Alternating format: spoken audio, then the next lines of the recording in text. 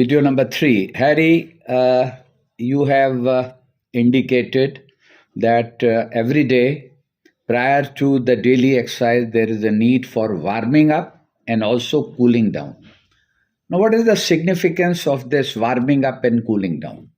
Okay, if you're doing an exercise for 45 minutes, your heart and lungs are at the normal static pulse rate. You want to increase them, like I said, 40 to 50% of the normal rate. You will not like to increase them very suddenly. It will not be good for the heart. It will not be good for your lungs. You want to increase them by 40 to 50% slowly. Similarly, your muscles are at a very static. You want them to slowly get used to do the exercises.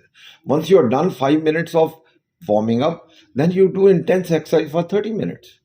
Even in the intense exercises, for example, you are doing cycling, you do 5 minutes of cycling at a normal rate, then for 1 minute you increase that rate to your maximum speed.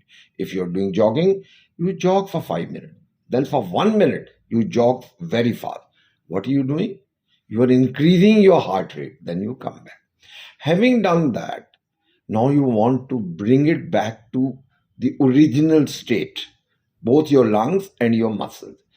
You will not like to stop suddenly. It will not be good neither for your muscles, neither for the lungs and heart. You want to do it again slowly, the way you did it in the beginning. That is the significance of warming up and cooling down. You are strongly in favor of sprouted and fermented food. Now, I would like to ask you two things. Firstly, what is the benefit from this sprouted and fermented food? And my second question is that this food, would it come up to the normal practice, belief that the food should be tasty? Or are you saying that by taking the sprouted and fermented food, one should take a bland diet? No, it shouldn't be a bland diet. Food must always be tasty. That is a very important fact. Of course, you're right. Sprouts are a little bland. Now, let us see what is sprouting. It's basically process of growing or germinating little seeds into about an inch, half an inch. You can do it at home, on a windowsill. It requires a little moisture, heat, and that is all. But what happens when those seeds have been sprouted? They increase in all their nutritional value, in their vitamin content. They are easily digestible, and they are much more beneficial to the body.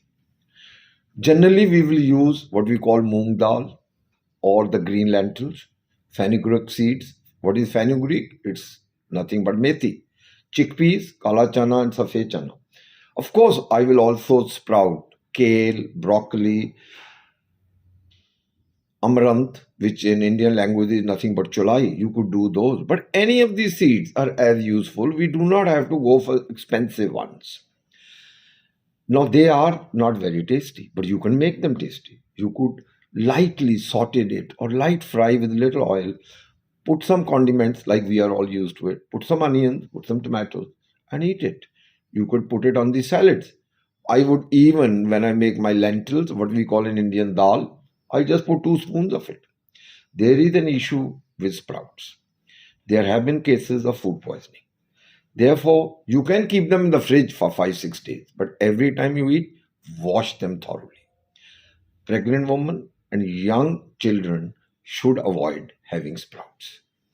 Now, a step ahead of sprouts is what we call microgreens. Sprouts are grown in a cloth or in a bowl. When you go to microgreen, the same seeds, same thing, you put them in the soil. Instead of half an inch, you let them grow up to 2 to 3 petals, 2 to 3 leaves.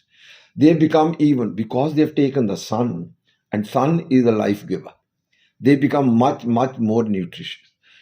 And therefore, you can use them over salads, over vegetables, cooked vegetables, dals, smoothies, in any way. Both are extremely healthy and useful.